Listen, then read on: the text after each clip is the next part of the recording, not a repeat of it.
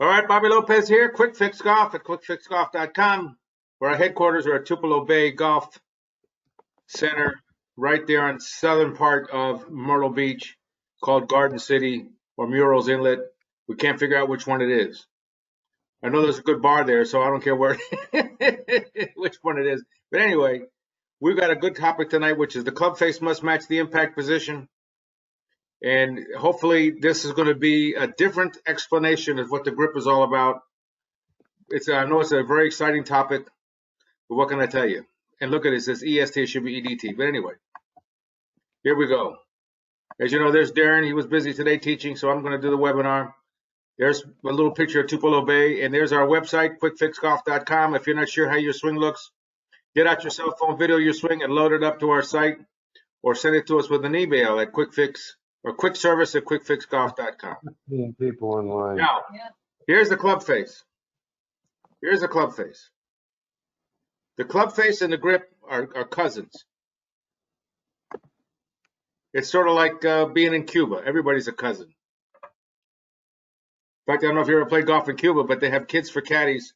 And on the fifth hole, one kid said to the other kid, he says, you know, my dad can beat your dad. He said, don't be stupid. My dad is your dad. But anyway, this right here, of course, is the square face. Let me see if I can draw with this thing. This is the square face. Here's the open face. And there's the shut face.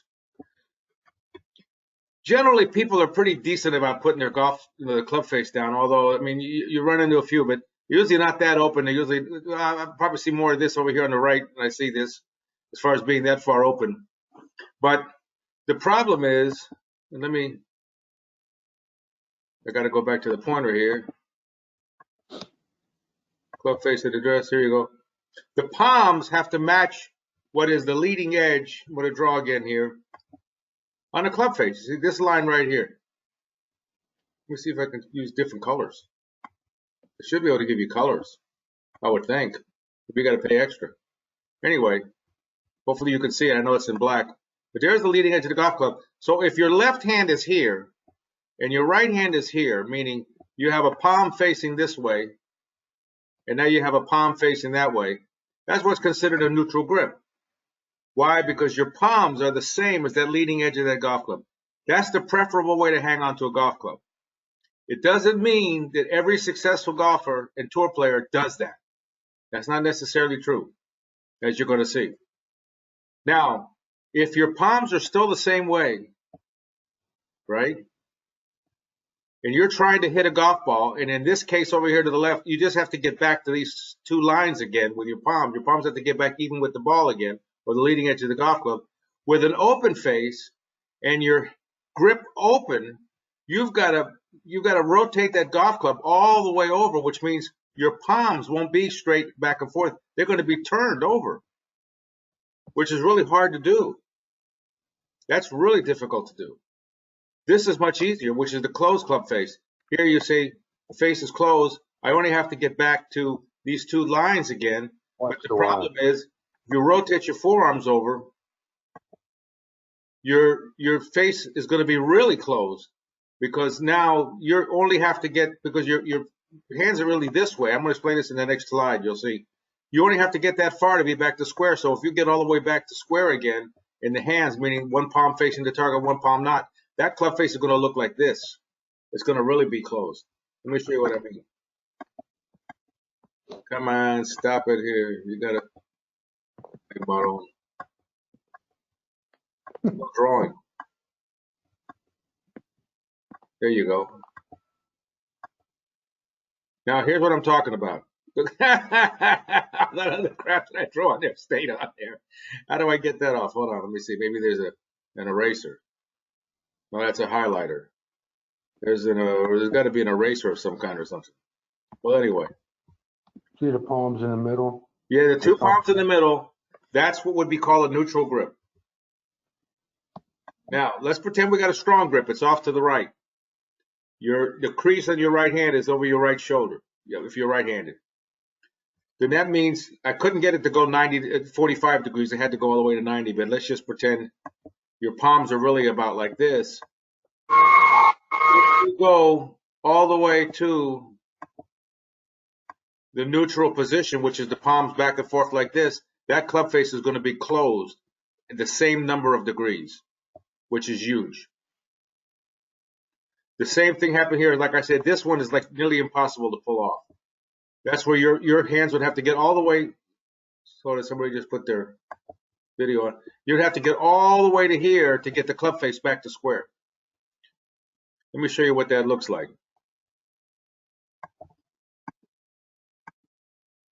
And show a second. Da-da-da. Here we go. Oh, cool. Maybe I can clear this off with the V1.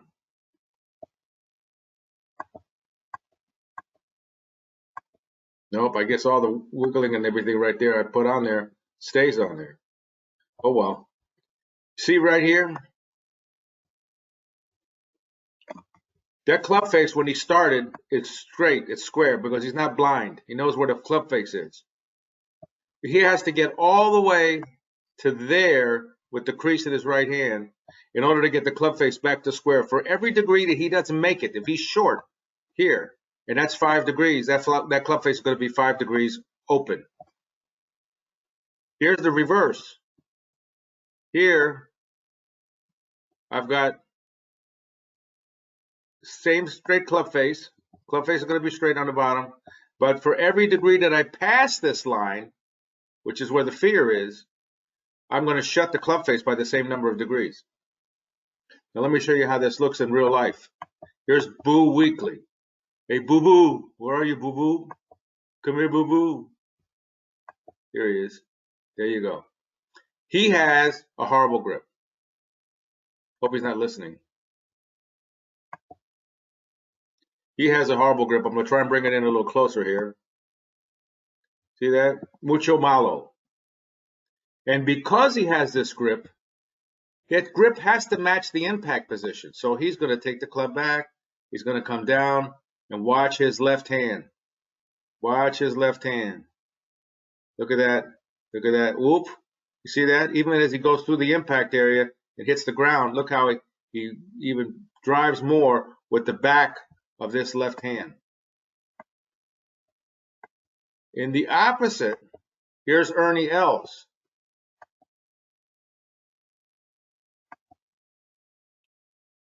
Ernie Els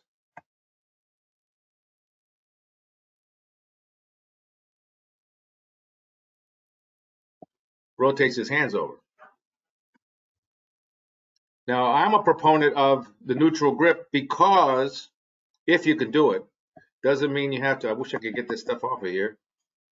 Let me see if there's a way to, got to be a way to erase this. It's got to be an eraser. Eraser, eraser. Where's the eraser?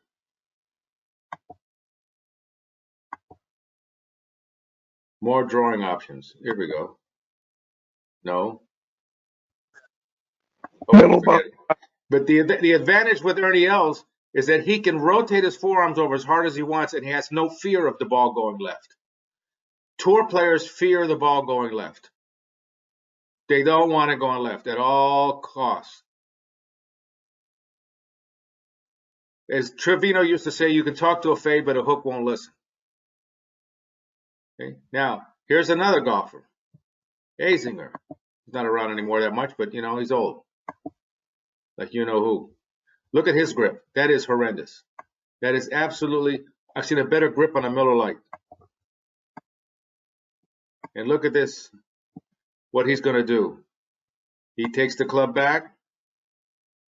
Look at his hands right there. If he didn't have the strong, horrible grip that he has, that ball would go so far to the right, only Cheney would like it. You'd never see it again. Out of bounds. Guaranteed. Goodbye. See? Look what he does with his hands. Now you look at that again versus there is an eraser in Golf V1, but I'm not sure where it is on the right paddle. I know where it is, and it doesn't take any of that off because it was really put on with a different program. Well, let me see. Wait a minute. Hold it. No, see, because it was done with the PowerPoint. So somehow it just stays on the screen. But anyway, we go back to Ernie Els again. Well, here, let me show you going Immelman. And Immelman. You need the racer and go to meeting. Yeah, you're right. Exactly.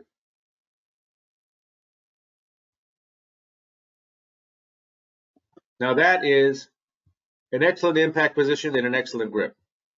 See here, his right palm is facing this way. His left palm is facing that way.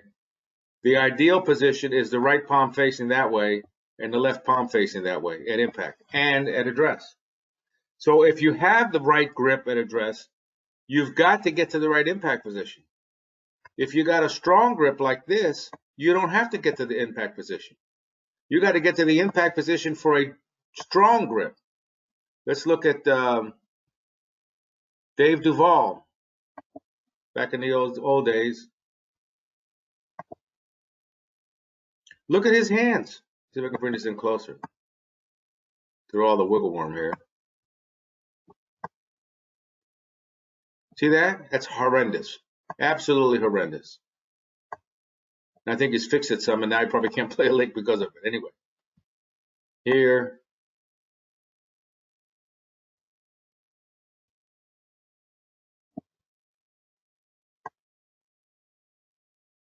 See? Look at his hands compared to Ernie Dell's. He doesn't allow the hands to rotate over because he can't. Immelman can because of his grip. So what I'm really trying to say is you've got to understand if you have a crummy grip, it might not be that easy to fix it.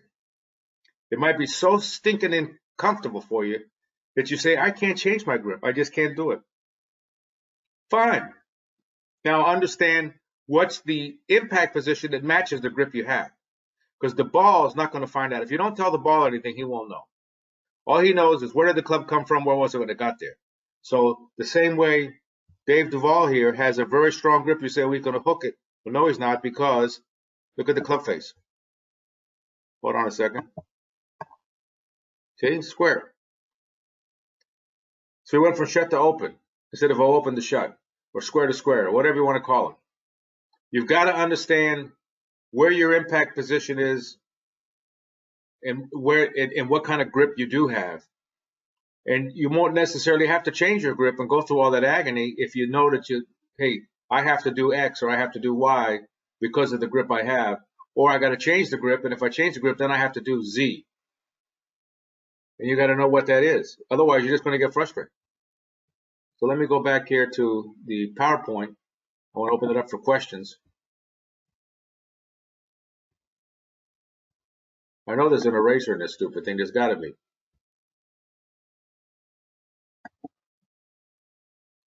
If not, the only thing I can say is, Wobble Winkle, you got a message. Let me see here. Weather breaking. Oh, there's something there here. Let me open up the microphones here. Who's got a question? Anybody? Lay them out.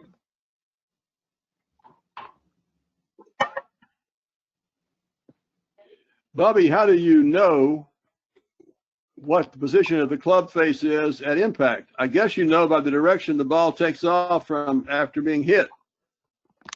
Well, the best thing to use is the video. In other words, get your camera and get a picture from, let's say, the center of your chest down to just above your knees.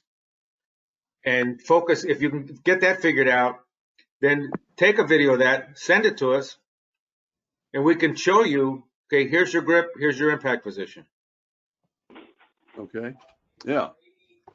Too many times, a lot of guys, here's things that are working for us. People that'll do things like that and isolate a certain area and say, let me get my camera right there, because a full-length picture doesn't always tell the whole story. And you want to isolate where's the problem, where's the tumor. So get the camera up close, and then when we assign you a drill, video the drill with the camera up close and send that, because we'll know if you're doing the drill properly, you're going to be okay. You got to take the medication in the proper dosage. So yeah. That would have really helped. But, count on us to go ahead and tell you, hey, look, here's what your grip's looking like. And let me tell you, there's plenty of touring pros. When I was working with Gene Sowers, he said, Lopez, what do you think of my grip? I said, you don't want me to tell you what I think of your grip. It's a horrible grip, but it wasn't horrible, but nowhere near as bad as some of the ones we just looked at. But he's had it like that since he was a kid. You're not going to change it. It ain't going to happen. I mean, I'm not saying it's impossible, but you know, if there's anything I can try and get across to the amateur golfer to say, look, there's touring pros that have a hard time changing something in their swing. And you got to decide, what are you going to change? What are you not going to change? What can I live with? What can I not live with? What can I learn to use and understand what it is I have? Okay, so I limp a little, but I'm going to learn how to walk the right way, or I get a shoe that's a little different. You know, you can't always try to look at the picture perfect golf swing and say, okay, I need to attain that. It's just not realistic. I mean, if Lee Trevino went to a lesson a lot of places, they ruin him. Because they say, what the hell are you doing? You're too flat. Your left-hand grip's too strong. I'll give you a perfect example. Where is he? Let me see. Lee Trevino. End show. You're telling me. Where's Lee Trevino? Trevino. Get over here, you sinvergüenza. Here we go. Oh, we're going to Mexico. We're going to see Trevino. See? How do I get all this crap off of there? But you see his grip. Watch how he's going to go. Oops. Here, here, here, here, here. See, he leaves it a little bit with the back of his left hand. He leaves it a little bit with the back of his left hand because he has a little bit of a strong grip in his left hand. So he can't let it just zoom over. If you look at Nicklaus, there's a difference. Now you got to remember Nicklaus, right from the beginning when he was young, Jack Druga put the right grip with his hand in front face. Look at that. That's a grip, see? That's a neutral grip. So when he comes into the ball,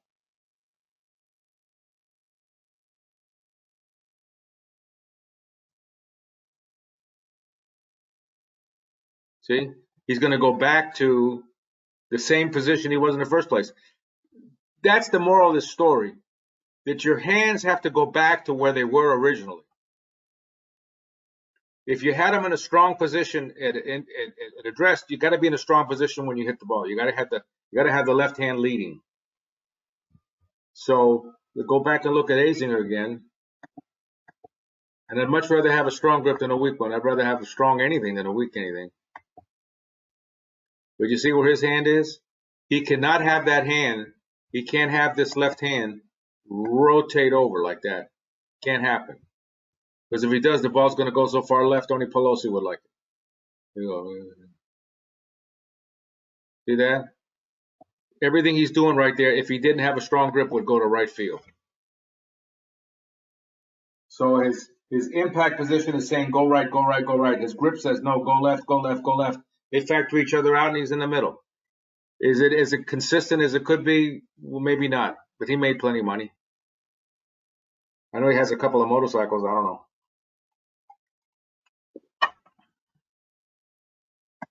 Any questions?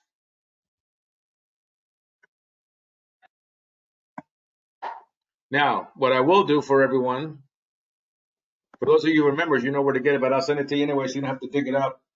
Just send me an email, and I will send you the grip drill of exactly how I think you ought to grip the club. Now, I had the advantage of having that taught to me when I was a kid. Would you change your grip for chipping? Maybe.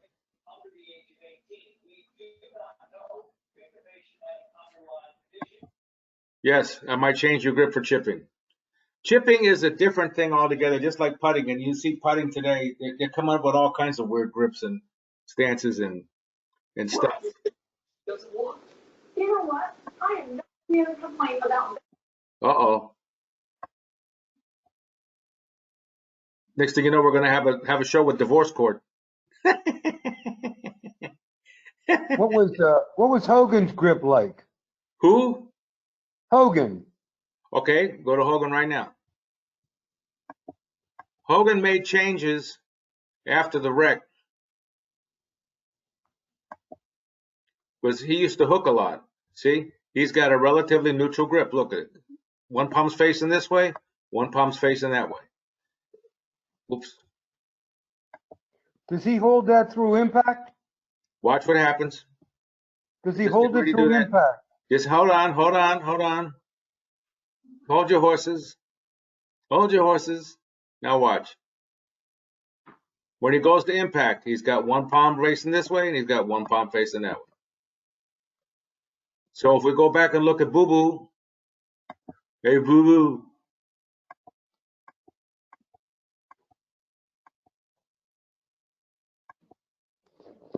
He's got one palm facing this way and one palm facing that way. And when he goes to impact, he's going to have one palm facing this way, one palm facing that way. He can't get him this way. Because if he turned these hands around so that they were level, the club face would be closed by about 15 degrees. The ball will go dead left to hit that lady in the leg right there. Would this be a weak grip? He has a strong grip. Let me put the two grips up there again. Let me put the two grips. Here is L strong grip. Did Hogan have a weak grip? No, neutral. Well, some would consider it was weak. It may be slightly weak in the right hand, but that's weak. That's weak in the right hand right there. This is strong. So that means he only has to get to here at impact. If he passes that, if he goes back to level, is his wrist cupped to the top? You talk about Hogan? Yes, his wrist was cupped at the top. That was one of the changes he made because he was so fast at rotating his hands over that he weakened his grip some and weakened his position at the top. Okay, yeah, that was my question. So he weakened his grip, and then as a result, he was cupped at the top? Yes. Okay. So L's would be a weak grip. I wouldn't copy what Hogan did. That's probably the most difficult way. In fact, Butch Harmon told me once, he said, you know, because Butch's dad, Claude, used to be the head pro at Seminole, where Hogan used to practice. His dad and Hogan were pals. And he said Hogan ruined more golfers than you could imagine because people trying to copy what he did. And what he did was very unique and very risky because he tried to open the face so he could slam his hands over real hard, which that's the hardest way to do it. The better off like Boo, where your hands are so strong, you don't have to move them at all. I'll show you another one. Here's, oh, by the way, before I finish that, this one, if you don't get all the way to here, your face is going to be open as many degrees as you're short of getting to the line. How did Hogan get so much lag? You know what?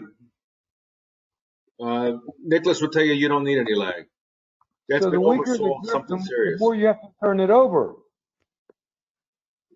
The more lag you get, the more risk you have, I think.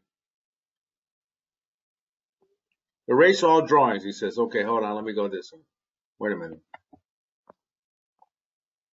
Erase all drawings. Go to erase all drawings. Let's see if we have to put the slide on first.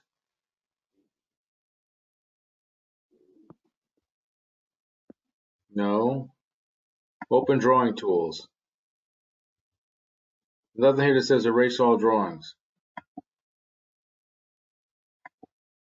Let me see. Oh, let's see if this does it. No. Didn't Jack open the attendee list? No, we don't want to do that. We'll see there's criminals that are watching. Oh, well, I tried. Well, that's actually go to meeting. Excuse me. Wait a minute. What an idiot. End all drawings.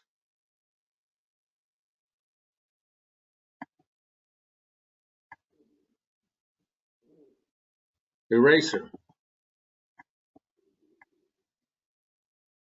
No, it doesn't erase anything. Slideshow, review, view, help. Yeah. Hey, Bobby, Yes. you play most of your irons with this neutral grip in the center of your stance. When you move the ball all the way up to play the driver, would you take a stronger grip or no?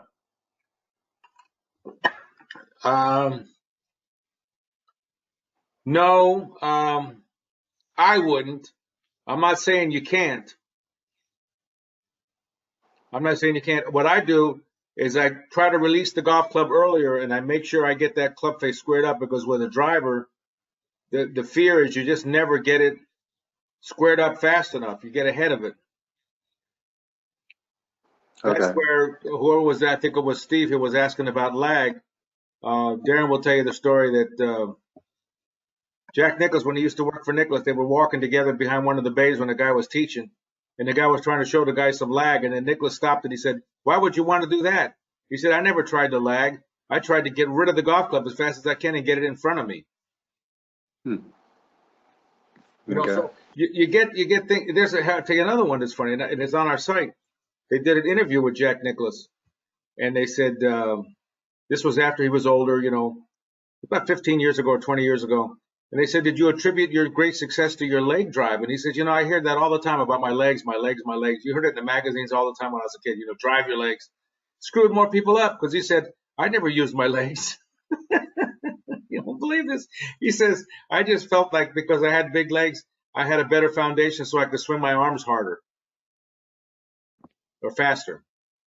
So he's holding still and swinging his arms as fast as he can. He wasn't trying to use his legs.